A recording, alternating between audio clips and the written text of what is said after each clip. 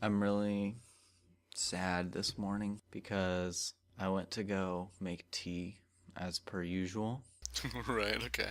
and I am house sitting for Maggie's parents. We're at their house, and I find a mug, and they don't have like an electric kettle like we do at home, which I really like. It's really fast. Yeah, yeah. I used to do that, like to make ramen noodles and cup of soup in college, and it was Yeah, just bomb. yeah, it's It's really fast. It's way to nice. do it. Yeah. Yeah. So I'm so disappointed because I wanted my tea. I go to the cupboard where I know they have the tea, and I look through their tea, and all they have is like green tea or like fruit tea. And I hate green tea. I hate green tea too. And I know that you think that like black tea isn't black tea, which I'll let you explain in a second, but I usually drink like Earl Grey black tea. Right. Well, you might call it American black, but it says on the box it's black tea, and I drink it because it's good and because it has caffeine in it, and it's very nice to start my morning that way. So that is not the case this morning. This morning I get to start my day with some water. Which I actually despise. It's funny. I really dislike water. For years, I've been drinking what Americans call black tea, and I, of course, drink just cheap Lipton stuff. Yeah, that's gross. I can't do that. I'm a snob now. Oh, you are? Well, there's a lot of better teas out there. I'm just so used to it that and it's fine. I can pick up a box of Lipton tea at Costco for like $8 and just have Uber tea forever, and so it works perfectly fine. But Well, you typically have cold tea though. I do. So what I would classically make is basically what they know as like sweetened iced tea. Sometimes they call it sweet tea. Yeah, sweet tea is the what I think of it as. Right. And so basically for probably about a gallon of liquid, I have about a cup of sugar in there, and that's about what it is. Yeah, it's a little bit like it's more like a I don't know. I sometimes think of myself as a hummingbird drinking the sugar It water is really from kind the. of just like sugar water. It's like sugar water, yeah. Okay, did you have a particular topic you wanted to talk about? No, in my life, I just went back to retrieve my Steam account, and Christina was very disappointed to learn that Skyrim is not available on the Mac platform Oh, OS. you didn't know that? No, I did not know that. I went so far as to making the mistake of actually buying Skyrim before I checked that. So I have Skyrim on Steam, and I can't play it because I have a Mac. Right, that is actually disappointment. Yeah, like Christina's like she wants a game where she can go around and look at the sky and the mountains and collect plants. Like she was just like, Well, Skyrim. why don't we go collect plants? I'm like, what? That's what you want to do? But Steam's made it a lot easier than it was like a year ago to basically retrieve your Steam account because our old tower had kind of died and I hadn't messed with it for a while and I still need to like fix the old tower, but got back on there and I bought like Crusader Kings 2 and I have like Warband and we have Endless Space and I haven't really played much of Portal 2. Christina really dislikes Portal 2 and Really? I actually don't really like Portal 2 either.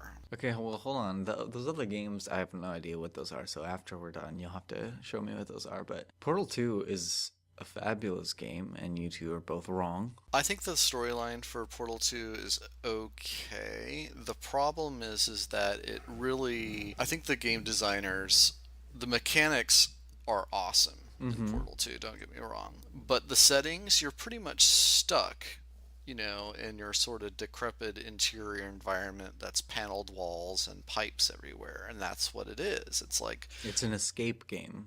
it's the paneled wall game, right? But the thing is that like even most like escape games, like Christine and I played an escape game that was like Escape from an Island, and that was actually pretty cool. And they have like Far Cry, and they have a couple of Escape from Island games, and I think those are the best because that means you can basically make it an open world environment, and you're not looking at paneled wall art design all the time. Yeah, and they do mix it up in Portal 2 from Portal 1 a little bit with the whole They do a little bit. destroyed theme, but yeah, it is very everything does look very similar throughout the game. I agree. Right. So, and the other thing that kind of bothers me about Portal 2 is that physical dexterity is required, like Mm-hmm. small hand and eye movements, and sometimes it borders on like finicky between like how precise you have to be in order to achieve your goals, in order to like open a portal, close a portal, and maybe do something while you're in the air or something like that. Like you basically have to do something timed. And both Christine and I really dislike games that rely on timed actions. Like Right. the best kind of example is something like some of the new Street Fighter games or like Tekken 4 or whatever that you're going to use some fight combination and you have to push a button at the exact frame, Mm-hmm. like you have so many frames to push a button to like keep on going with your Yeah. your combo. Yeah, I don't know. Like, I also enjoy video games when you can take as much time as you want. And like there are different types of time games. Like you said, there like with Portal, it's kind of like most of the time it's not a timed game, but then for certain puzzles, Yeah. it is timed. Well, that's the thing is that like I think it would be fine in Portal if sometimes if you could basically figure out the puzzle in your head and but sometimes like you actually have to like just explore, and that's part of the game, and I understand a lot of people like that, which is that like, well, what if I were to try to like open a portal while I was in the air? So what does that require? That means me I have to run and then jump and then fire a portal, hit exact target at a certain distance, and then open up another portal while still in the air, that sort of thing. I think your complaint is pretty like minor. I think that only happens in the game a few times. It's one of those things where like it's one of those things that if it does happen and you do the same puzzle 15 times, then it becomes like a tedium thing where you're like, I can't seem to like finish this one level and now it's taking me forever. And Okay, all right. So you basically are complaining because you suck.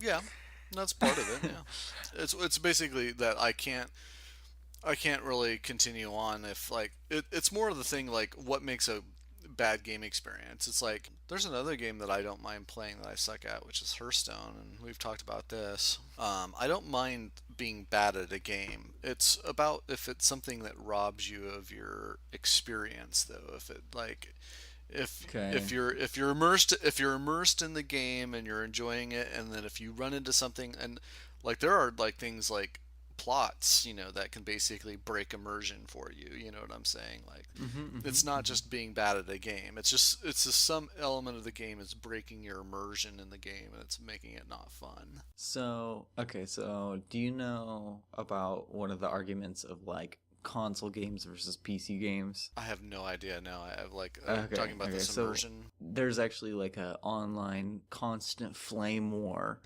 of consoles versus PC. Well, console's a dedicated system. Uh-huh, uh-huh. But they don't run as well typically as computers. Right, PCs have more processing power. Right, and they can play more games basically. So there's they call it it's kind of like a joke. They call it the PC Master Race, right? And so one of their things about like what they see as better is that a controller for a console cannot input as quickly or as sensitively as a mouse and keyboard, which is true. And I have Portal on the console. I have it for the Xbox. Right, And okay. so I can complete the game I want to point this out. I can complete the game probably all of the puzzles within 5 tries. Never have I taken more than like 5 tries on a puzzle. And with a less sensitive device than a mouse and keyboard. So that's why my conclusion was, well, you might just be bad. Yeah, maybe that's it. But I'm And that can ruin immersion, you're right. But like I guess I had this problem when I had my mom play it with me. I had her play co-op mode with me. Mm-hmm. And she even less so than I imagine you, because you've been using a mouse and you've played video games and you're good at other video games, is that she was having trouble, like, looking around. Really? Yeah, like she can't even understand the 3D nature of a game like that, like a first person shooter. So she was having the same type of difficulties where I was like, okay, mommy, while you're in the air, you have to turn and fire at this wall. And like it was impossible for her, Right. She eventually did get it, to her credit, but It took her several tries to the point where you're like, this is not as much fun as I was imagining that we'd be having. yeah, it was almost getting tedious, and everybody only has so much patience. It's kind of interesting, like, you're like talking about hand-eye coordinated movement, and maybe it's just I suck at Portal, and it's totally possible because I don't think I'm that good at it. At the same time, it's so weird because I'm actually quite good at first-person shooters, and maybe it's just the format of like not having a target and you're just trying to shoot at a particular wall at a certain time and things like that. I don't know. It's just like because in a first-person shooter, if I'm not like top 3 on a multiplayer kill death match, I'm pretty upset with myself. Like, Yeah. and of course, if you're gonna point your weapon at somebody's head and it's a little dot on the screen, you'd think that like if you could do that in quick reflexes and shoot and kill your opponent in a first-person shooter environment, that Portal would be like a breeze. Yeah, but Portal is very different from that. Like, Portal, no question. Portal is not a first-person shooter, although it seems to use like a lot of the same skills. Here's what I would say about that. It is a first-person shooter format puzzle. Yeah, and actually, like the puzzle portion is actually why I purchased the game because Christina really likes puzzles, and I think that some of the Portal 2 puzzles are really ingenious, and Oh yeah, totally. I really liked it as far as that. Did you guys complete the game? No, because I bought it for me and Christina. Like I try to like look at some things like it's an activity that we can do together, and because like sometimes some nights when she gets home from work, I'm just like, well, let's play a game or something like that, and sometimes we play board games, and sometimes we'll want to play video games. But her video game choices of what she wants to play are very specific, and actually what's kind of interesting is that like the genres of video games she would have probably done better in the early 90s when a lot of the games are like very adventure based. Like it's definitely moved to more like, I mean, right now like things that are big are like the multiplayer online battle arena type games like Dota or League of Legends, and Or WoW, or yeah. there's a couple of others, and then there's MMORPGs, right, which contain WoW and Rift and Guild Wars. yeah. So there's a lot of that out there, and like that's not really what she's into. Although I don't know, I've never played WoW because at one time in my life I was addicted to Diablo 2. And I was addicted to Diablo 2 because I wanted to collect every single item they had in the game. Now, it was very depressing because once you collect every item in the game, which I actually did, and you're like, what do you do with it? And you're like, okay, that's it. That's gone. It's over now. Like, Yeah, that's why I guess I've only collected one thing in a game type setting. I've never felt like I needed to collect every piece of everything. Like anytime I've played a video game, I've never needed to complete it 100%. I'm happy doing the main storyline or the bits that I wanted to do. The only thing I've done that with is Pokemon cards. Well, like I was like thinking about this like when I was watching Hank Games when he was doing Assassin's Creed. Oh yeah, you have to like collect the feathers. Right, and there's tons of like little side quests and little collectibles and like Yeah, some people love that stuff. Yeah, and I think I do. Like that's one of the things. Like after I came out of like WoW got released right when I was basically finishing up Diablo 2, and I was like, man, if I play WoW, I'm gonna be like so gonna be one of those people that never leaves their computer and like is totally stuck on to like the collect every little bit and bob and WoW. And I was just like, you know what, I just shouldn't do it. I just shouldn't just give my life away to this machine. So I'm just not gonna play WoW because it seems like it would be a great game for my personality type. So I don't know very much about the crafting system and everything like that. And when Christina's like, I just want to go around and collect plants and do crafting, I'm like, well, I guess we could play WoW. I don't know. I'm just trying to think of a game that would be like for her. Well, like, yeah, the Skyrim. Skyrim would be great because there's like a whole, armor system and everything. Yeah. But yeah, I was just saying that I collected all 151 of the first Pokemon, Yeah. in the cards. And then I was kind of done after that. Like, I was like, all right, well, I completed that thing. Moving on to the next thing. I've never, other than that, like, I don't have the collection. Yeah, and the Magic the Gathering card game, I collected all the slivers, and then they released more slivers, and I collected all of those slivers, and then they released all the slivers again, and I was like, okay, well, I'll do it again. I collected all the slivers, and then they just published slivers again for the fourth time. I'm like, fuck it. I'm done. I hate slivers in the first place. I'm not gonna do it. Yeah, I think if you guys are stuck at a point in Portal 2, I'd be willing to bet there's just like maybe one puzzle or two puzzles where you got frustrated at. But the rest, like most of the puzzles, are pretty easy to do. So Well, actually, if you think about Portal, it's not really designed.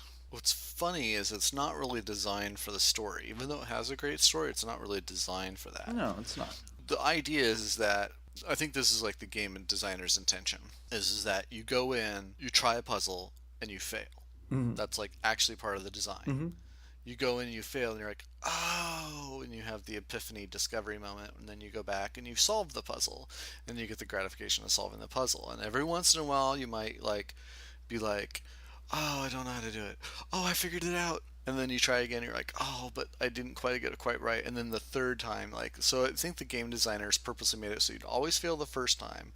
You'd get it, almost, 50 to 60% the second time. The third percent, you'd almost be guaranteed like 100%. I think that's the way they design their game, Mm-hmm, right? mm-hmm. I'm just saying is that, because I suck at Portal 2, maybe. That like it's gonna take me on beyond 3 or 4 times almost every single puzzle. Okay, I would almost say that like I should go over there. I bet you're stuck on one puzzle in particular. I should go over there, do it for you since you already know how to do it, and let you play the rest of the game through because you'd probably make it. Well, again, it doesn't really matter. It's like really, it's the Christina experience that I was looking for, and now that I will probably play Portal 2 by myself now Uh-huh. because Christina holds grudges. She holds grudges against games. She'll be like, "Dang it, game! You made me so mad. I'll never play you again." She doesn't hold grudges against people. What's is funny? Like she'll hold grudges against like businesses and like things like roads. That was a shitty road. I'm never gonna go right back to that road. I'm never driving it down again. So like the way she holds grudges is like, but like what's kind of funny is like people like she'll usually she doesn't hold grudges against people. She's just like, well, people are innately not very cool. They kind of suck. Yeah, they So can suck. That's no true. no worries about getting too worked up about it. Just because people are not that great. So it's just part of life. So she's like very zen about people, but driving down a road, she's like, every time I go down this road, it's like every red light's on. There's always some guy who's gonna cut me off at that intersection and try to like get over there, and it's always this road, man. I hate this. I I don't would want to drive down. probably argue to Christina that her problem isn't any particular road, but the drivers in Washington. Oh man. Anytime I've been to Washington, anytime I cross that border, it's like an instant difference of drivability. I'm like, oh my gosh, why is everybody suddenly terrible at driving? Yeah, I've driven in different places. Like I've driven in LA, and LA's really pretty bad just because like there's so many very aggressive drivers, but Hmm. they're naturally consistent, and it's okay. I have to say that of all the places that I've ever driven, you're absolutely right. Washingtonian drivers are the They worst. Like, suck. I didn't want to believe it at first. I'm like, okay, there must oh, be they're some so kind of bad. weird thing that just, maybe my luck is bad, but like every time it's terrible. People are really inconsistent. You get basically the vindictive road rage drivers. You get reckless drivers who are good drivers, but they're going to drive really aggressively. Hmm. So, Hmm. you have everything in between. You have like the hesitant old grandmas. Like, Ugh, you get like yeah. people who are like 30 years old and like they hesitate or like they don't know how to use turn lanes or on ramps or off ramps. Like, it's just like the problem is almost the inconsistency because like you get people who are very hesitant in their driving next to somebody who's completely reckless in their driving, and when those two people run into each other, it's just like, oh my It gosh, makes it's terrible. terrible traffic. Yeah, it's really Yeah, bad. that's really bad. This is eventually this podcast will just degrade into us talking about things we're complaining about. I'll just be like, I hate this about the world. Yeah, I don't know. Are we complainers? I'm kind of a complainer, I think. I can't perceive my own complaininess. I don't think I'm that complainy. I definitely am to Maggie. I complain to her a lot. But See, Christina's kind of a complainer, and so we take solace in our mutual, we do that too. We complaining, do that right? too. You're like, oh my gosh, did you see Billy today? And his behavior was totally bad. And you're like, Right. oh my gosh, I know. I think I don't get that too much from you on large scale things, or at least I wouldn't call it complaining. On like large scale issues, you like are able to talk concisely about like that issue as an idea and the problems with it, and I wouldn't necessarily say that's complaining. It's complaining when you're whining about like little things or like things in your life. That's really a complaint. Hmm.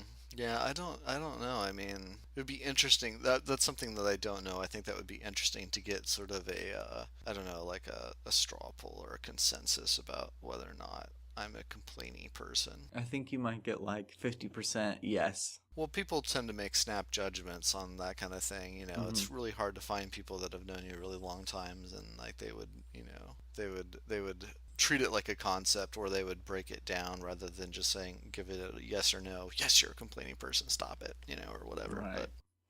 But Okay, so bad segue is I've known you a while. You were saying, some people who've known you a while might say something different than people who've known you a short amount of time.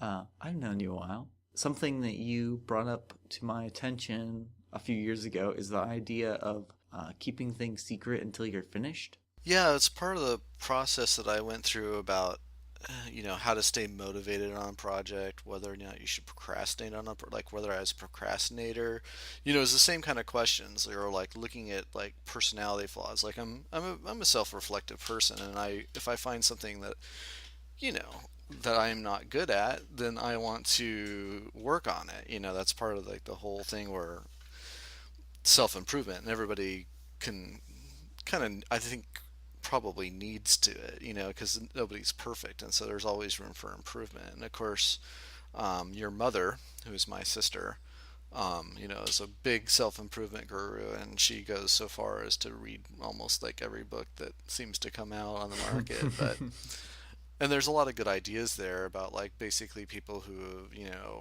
had obstacles in their life and realized that it wasn't really that the like let's say you have a problem mowing the lawn. Like if you're gonna try to mow the lawn, it's not really mowing the lawn that's the problem. It's like whether or not you need to do it on a regular basis to set up some sort of routine or schedule, what kind of things you need to like do to like set yourself up so that you like give yourself time to do it, that you're motivated to do it, and you don't blow it off when the time arrives. There's like all these kind of things that like are abstract concepts about like motivation Mm-hmm. Mm-hmm. and self-discipline to like see your goals to fruition. And so, yeah, the couple years ago, I talked about this because me and a couple buddies were sitting on top of a roof in Seattle, and we were like looking out over the stuff, and I'd done some like sort of soul searching about like what I was doing at the time and what I was like working on, and one of my buddies, like, because I hadn't seen him in a while, he's like, so what are you doing in your life? What do you think? And I kept it really brief and really shallow. Mm-hmm. He's like, really, you need to like get out more and do stuff like that. And he's probably right. That's true, pretty much anyway. But I was like, well, I'm kind of working on some stuff. And he said, well, what stuff? And I'm like, well, I don't really want to say. And he's like, well, why not? And I'm like, well, because I realize that I have a personality flaw. He's like, "What do you mean?" And I'm like, "Well, if I say that I'm going to do something, I feel like I've already kind of like succeeded in doing it. Like I get the feeling that like if I say I'm going to I'm going to mow the lawn, then I'm actually like less likely to mow the lawn or actually be good about it because I've already set myself up in this sort of zone where I'm like, I'm so good at my, my housewife duties. I've mowed the lawn or took care of my stuff and it kind of like, like it kind of came about like, cause, my dad, worked pretty hard like all the time. Like he definitely had the kind of worth work ethic about being the breadwinner and taking care of his family, and so he worked every day of his life. And when he retired, he decided that he needed some new activities. So like they bought a bread maker and everything like that. At the same time, like my mother, who was the housewife, like whenever she completed a task, like it was very. I realized that like while his efforts were very front line, get rewarded with money and everything like that. The sort of rewards you get as a housewife are like kind of you never get congratulated. And like this is the kind of thing like for a lot of people is I think a lot of people struggle under the whole thing of like, okay, you're gonna do your laundry because like what's the reward of doing your laundry? You don't get paid for it. Mm-hmm. Nobody congratulates you for it. It's just like one of those things that you do, and the reward is that you have clean clothes, and that's enough, and really that's enough. But he was calling me up with the bread machine going, hey, I made bread on the bread maker, and I didn't know what to tell him. I was like, well, Good for that's you. great. That's great, Dad. I mean, yes, you're retired now and you're a grown man and you've made bread. I want to congratulate you. Meanwhile, I'm thinking of like my mom, who she makes bread all the time. I'm like, I've never congratulated my mother for making bread or baking cookies. I thanked my mother for making cookies, but, never congratulated her on the task. You know what I'm saying? That might say more about your dad than it does really about goal decision making. Okay, so this is the thing is I don't think that's true. The thing is that I think that we all have this thing where it's like people's weakness is in the sense that we need reaffirmation. It's like, why do you tell somebody you love them even though they already know that you love them? It's because, like, as far as human beings being weak minded goes, kids need to be hugged and they need to be like, love you. And your significant other, it's a very sort of reaffirming sort of thing to basically give your loved one a hug and say, I love you. Mm-hmm. And like even more important than that, I think is like something I don't think that couples do enough is to hug your significant other and say, I like you. Because Mm-hmm. I mean, a lot of times, like, relationships can get to the point where like you love that person, but you don't really want to be around him anymore. And of course, that doesn't really speak to my relationship, but like that's very true of a lot of people. It's just like, can you sit down with your significant other and be like, give them a hug and say, I like you? Yeah. Mm-hmm. And it's like, it's one of those things, is just changing the word up means that, you're not speaking to that deep eternal love that like gets you through the rough points, Mm-hmm. right? Mm-hmm. Just like day to day, do I like to hang out with you type Yeah, thing. do I like to hang out with you? I'm just like, I'm really glad that I have a companion to share the time with. But the thing is that, people need sort of reaffirmation about what they do. And so it's like, I realized that like even in my own like thing in my early 20s, like if I was really proactive that day and like I did all the things that quote unquote you're supposed to do as an adult, like I did my taxes early and I like got my laundry done, I washed the windows, then I was like, hey, I did my taxes early. Like what am I expecting out of that? For someone to come and pat me on the back and be like, good job, you did your taxes early. You're a man. You're ultimate thing." It's kind of like, what was I looking for in that sort of self gratification sort of? I think in that like sort of case, like on things like that where you're making the bread or you're doing your taxes early,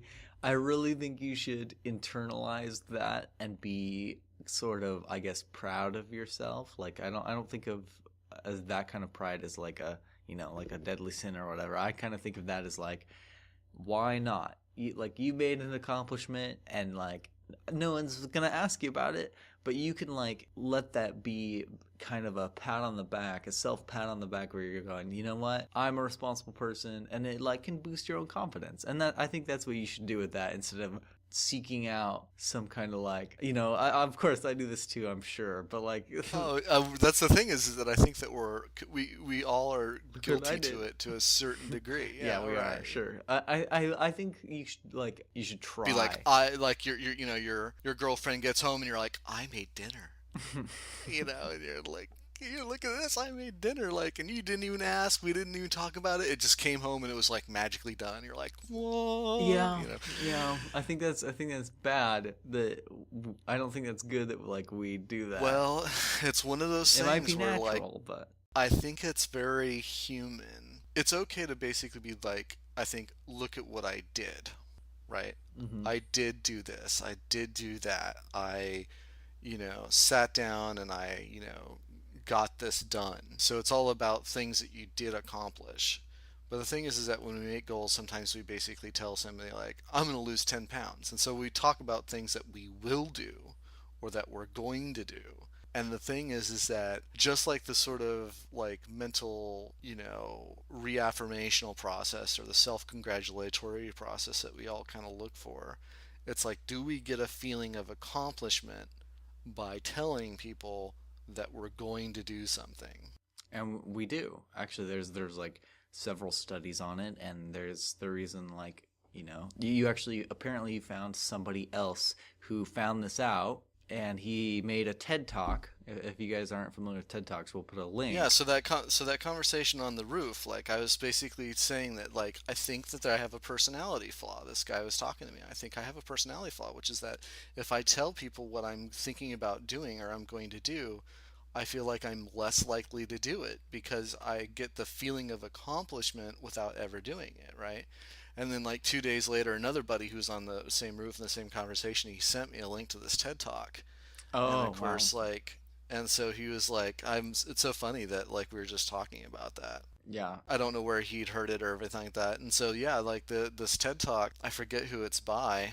We'll have to Again, do yeah, a we'll link. put a link. We'll put a link, but he's like, yeah, I mean, like they did like the couple first studies, like in the 1920s and 30s about it, and like recently this guy like wrote a book in 1998 or whatever like that, and then followed up studies in 2009 about these group of people who, you know, did they feel. So the study is basically in 2009 was they took like 150 people and they said, write down your personal goal that you feel like you can accomplish, in a short period of time. And so for half those people, you can go ahead and share your goal with others, but the other half, you cannot say anything about what your goal is. You're supposed to keep it secret. Mm-hmm. And then they sat them down in a room for an hour and said, okay, well, here's a computer or whatnot. We'd like you to do some research on your goal. And so they did for 45 minutes. And what they found is that like half of the people, the half that had kept secret, worked all 45 minutes doing research on their goal, and when asked whether or not they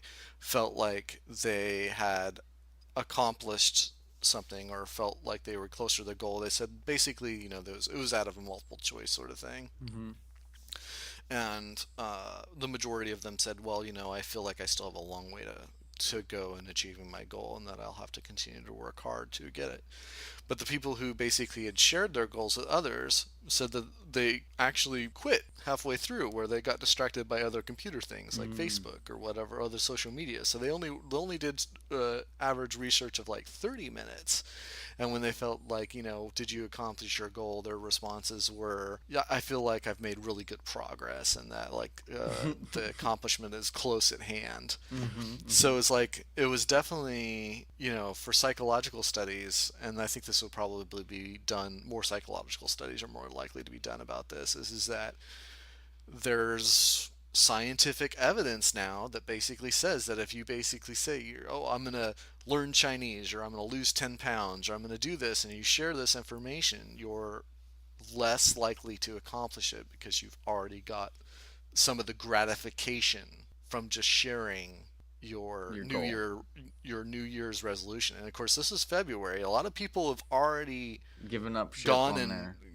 already gone and given up ship on the thing. And so the question really becomes like, I have identified myself as one of those people. Okay, so I want to tell you about this. Okay. When you first told me about this, It was a couple years ago. I mean, it was a couple of years ago. It was definitely a few years ago. You didn't tell me the story of like how you found it, but you just told me about this idea. Okay, and at first I was just unwilling to believe that you were the type of person, because you would I feel like you would realize the value of, or like telling somebody or not shouldn't really affect that, right? You're just like, okay, I want to share with the people in my life that I'm doing stuff, but then you still do it. Yeah. So at first I didn't even believe you were like, yeah, I'm this type of person. Like you had discovered this about yourself, and I was almost unwilling to believe it. I was like, really? I don't think this like has to apply to you.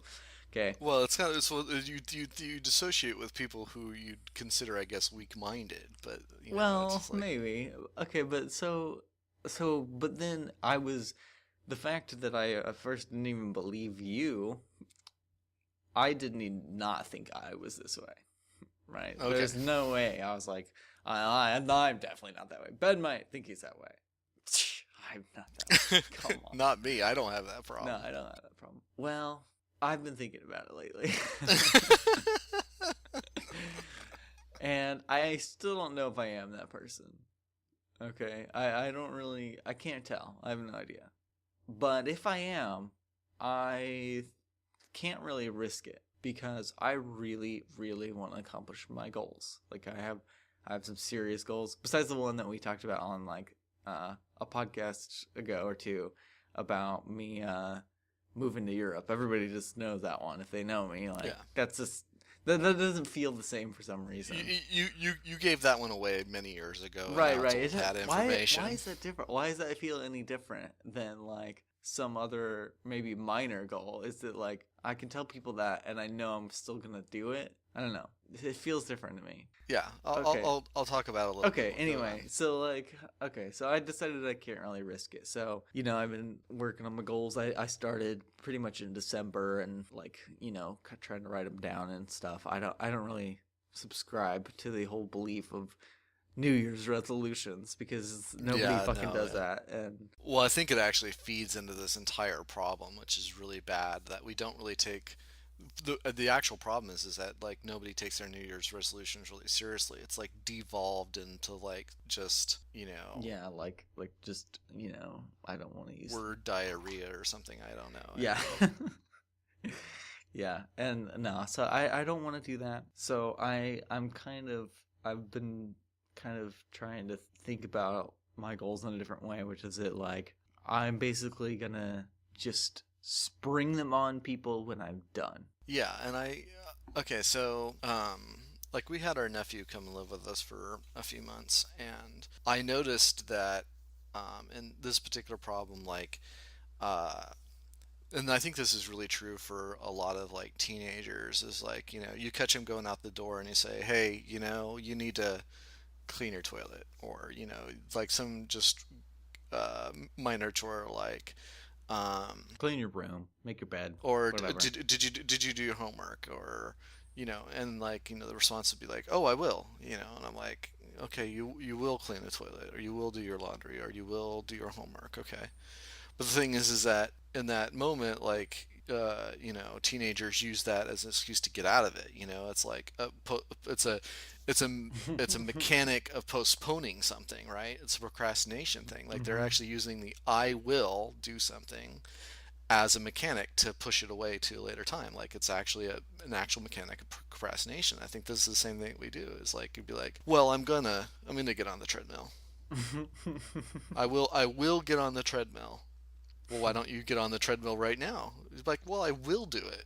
No, get on the treadmill. No, I will get on the treadmill. Have you mowed the lawn? I will, tomorrow. Why don't you mow the lawn? Well, I will mow the lawn. You're just like, oh my God. And so like, um, my nephew was so bad at it. I'm like, oh, dude, you really need to replace every instance of will. Instead of saying will, you need to say I did. Hmm. So in every instance that you said I will do something, you need to Right. replace it with I did do something. Right. Instead of I will do my homework, I did do my homework. Instead of I will clean my toilet, I did clean the toilet. Like, and just like you just have to replace those words, and you would get rid of the procrastination mechanic that you've been using to like postpone even doing little simple things, and I I think just realized a couple of like things that I've been doing this in my own life with, which is like you were like get on the treadmill. I'm not really a fan of treadmills. I think that like why would you, unless you're playing a video game or watching TV while you are on a treadmill, yeah. why would you run in place for hours? So like, oh my gosh, that sounds like the most boring thing you could do. I'm a kind of fan of running as like a concept, and like I ran in high school, and I've been like, yeah, I'll run. I will run. I have not ran. Right, yeah. That's the thing is that if you say you will, you might not, right? I was thinking of like secretly, how John Green decided to get a treadmill and do the work in place thing. Hmm. I'm secretly wondering whether or not he kept up with that. Or did he basically fall into the trap of saying, I'm going to do this, and then didn't do it because he said he was going to do it? That's totally possible. I don't know if he's. I know he still probably has it, but I don't know if he still He, uses it. he still keeps up on it. Yeah, I know. So I've been living with this for a few years now under the self realization that I have this problem. And it kind of, you get in these really touchy situations where your loved one wants to know whether or not, you remember that it's garbage day tomorrow and you got to take out the garbage. And you're like, oh, well, yeah, I will do that. And then you're like, oh, well, I just said I will. So does that mean I'm like now guilty? Like it's totally one of those like one of those self things. Now, I have noticed that because I've been dealing with this for a few years, that now if I have to say I will, just simply because it's entered my vocabulary, I now go, okay, I've now messed up. I said I will do something. That's an indication that I have messed up.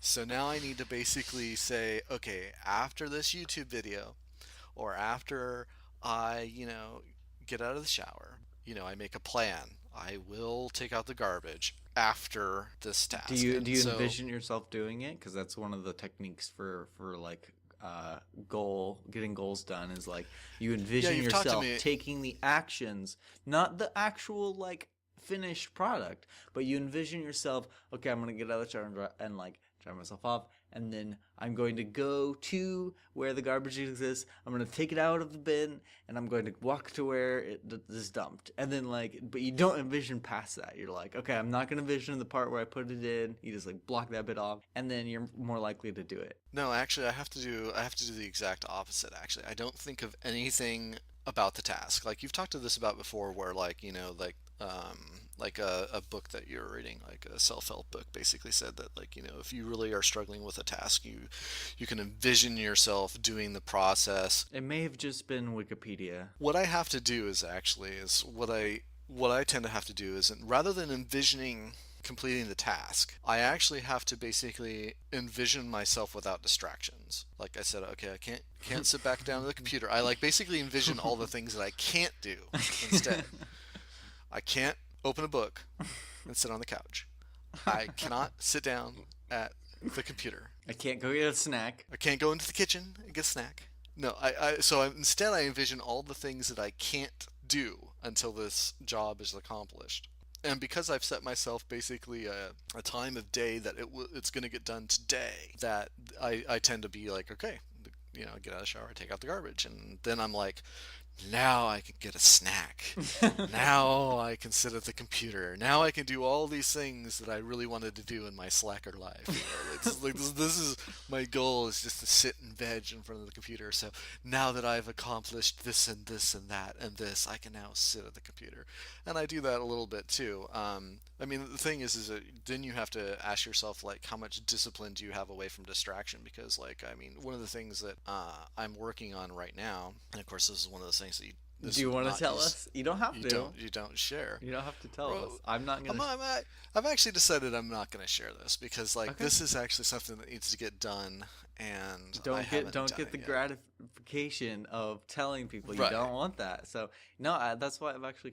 I will share another one because I want to share, like, what I think I've gained out of this, which is that, like, what have I noticed about this methodology now that I've realized that I'm one of these people that gets the feeling of gratification just by talking about something that I will do rather than actually accomplishing it. Mm-hmm. And so one thing that, like, we've worked on in the past is that and I don't know if I told you this. Christina might have mentioned it in passing, and I had to fess up to it because at that time I was not telling anybody. And so this is something that not a lot of people know about me, is that we decided to learn Chinese a couple years ago. And I don't know if I already told you about that. No. Okay, so there you go. I didn't tell you about it, right? Okay, so that is still a goal of mine. Because the tower died, it means that our Rosetta Stone software that was on that tower is not accessible. Mm-hmm. When I talked about, like, Biolingo, like, what's that website that allows you to learn languages? We talked about this in a previous podcast, so you'll hear us talk about this you'll be listening to the other podcast. Ben will mess up saying it in the other podcast, and I'll correct him. And then you'll come back this one, full circle, and I'll correct him and say, Ben, it's Duolingo. Duolingo, yes, thank you. Yes, what's funny is I've been to that website, right? Uh-huh. They don't have Chinese. I was like, oh, man.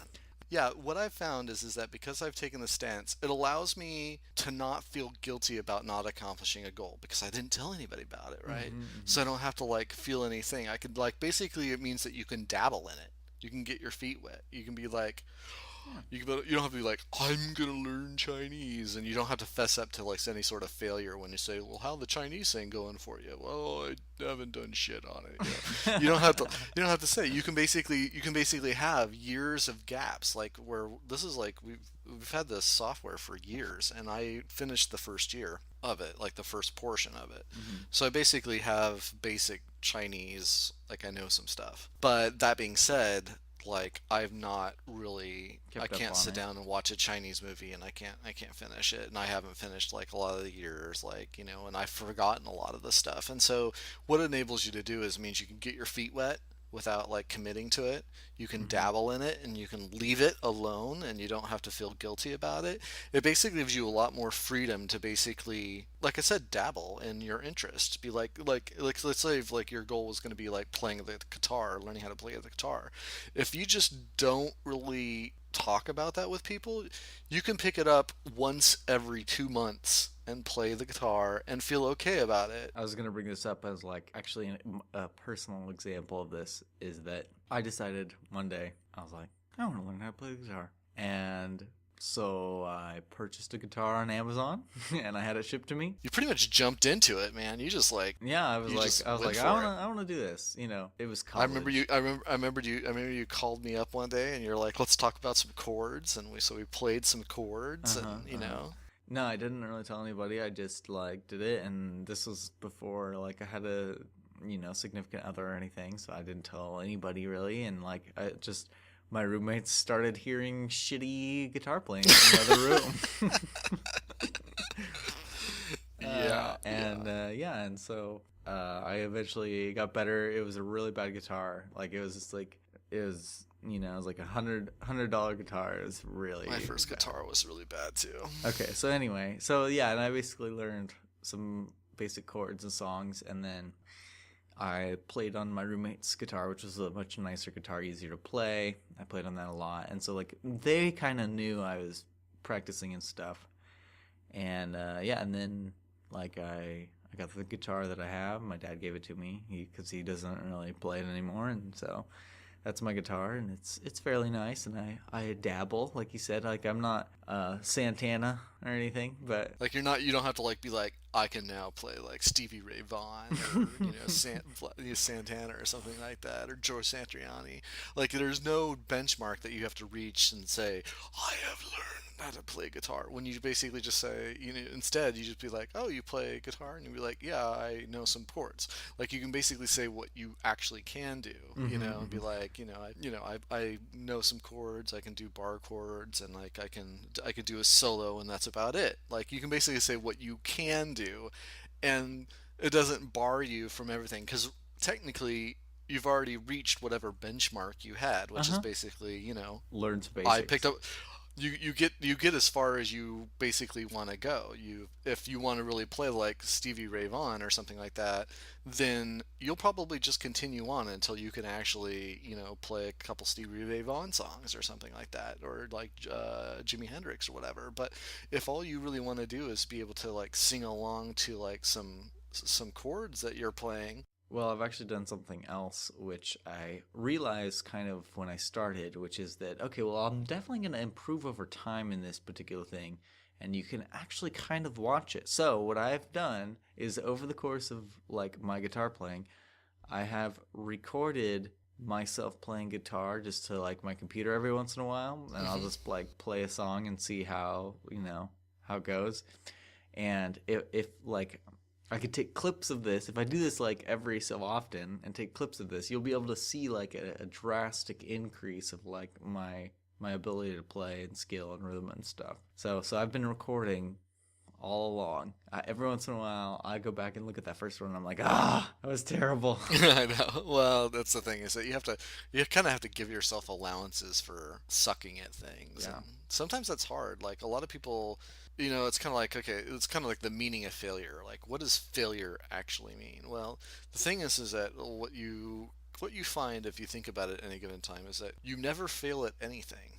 There's no possibility of failure until you give up. The only other possible way to fail is that if there's some sort of time issue on it. Because, Right, you have to complete something in a certain time. yeah, like technically I could still be an astronaut. Now that's not really a realistic expectation because like that I can't do that simply by myself. That relies on like, a lot of different people. So there is such a thing as unrealistic expectations, right?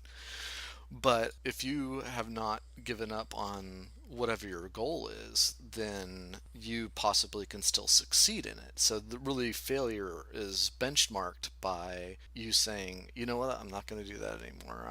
I've given up on becoming a carpenter or learning how to weld or, you know, Well, or if you die. well, who knows? Like maybe on some spiritual reincarnation, like you become the epitome plumber that you've always wanted to be.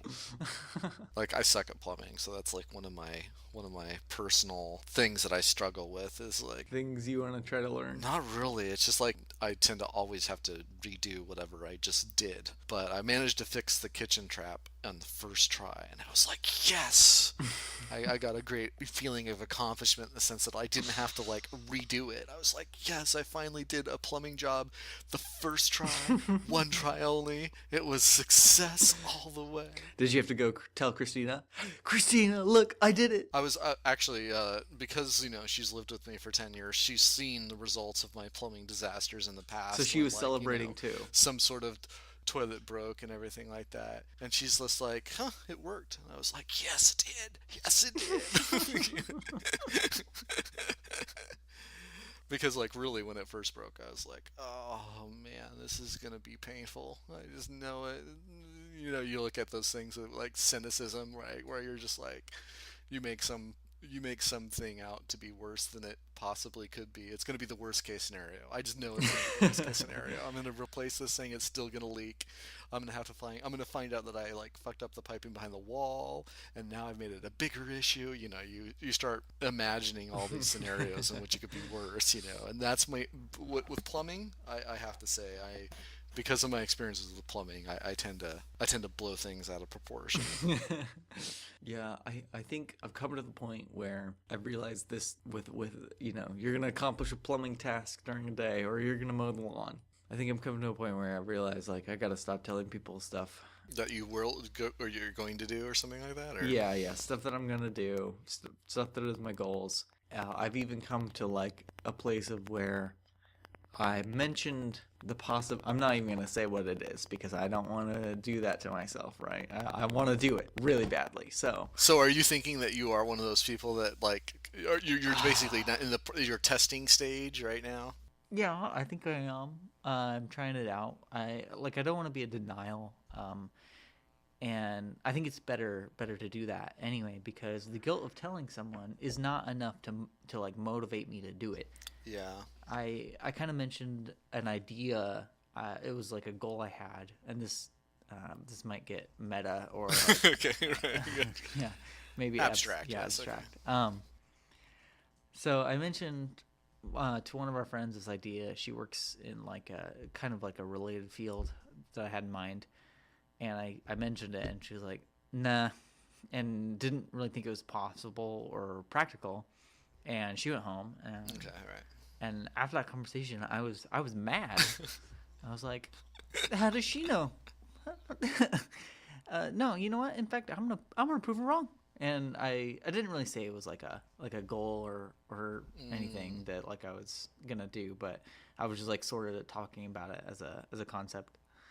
But I really want to do it, and so I'm not gonna tell her about it. Like I'm gonna keep it to myself and Right. work on it, and then spring it on her when I'm finished, and be like, "Ha! Look what I did! Huh, look at that!" Right. What I've also noticed is that like think about the way that like guilt works is that if you keep it to yourself, it's a burden of guilt that you only have to share it yourself. But what ends up happening in my experience is that I don't end up beating myself up for it if I keep it a secret.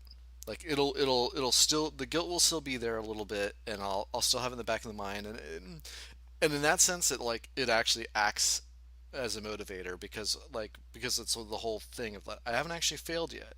Nobody knows about it. You could still do it. So I haven't told anybody, like, I could still do it, and I could still walk away and say, hey, I did install that ceiling fan, or whatever, like, your goal is, right? Or I did lose 10 pounds, or, I did get the treadmill, or whatever. So the guilt works as a motivator for me on that thing. Now, if you tell somebody else, then it feels like you're giving ammunition or a weapon for them to beat you up of the guilt. And they don't really intentionally do it. They're just like, hey, how'd the installation on the ceiling fan go? And you're like, well, I didn't do it, and so now you kind of feel the bad feeling from like the guilt. And of course, you gave them the actual weapon to like hit you with the guilt stick. Yeah, I mean, I'm definitely not gonna be telling people stuff. Like, it's just better if I don't, because even if I am the type of person who,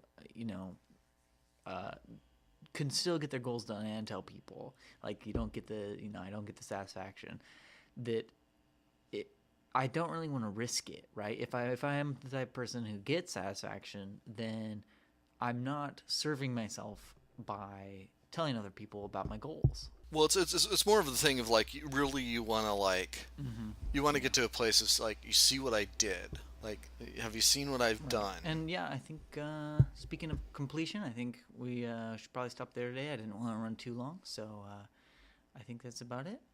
Okay. Thanks for listening, guys. Thank you for listening.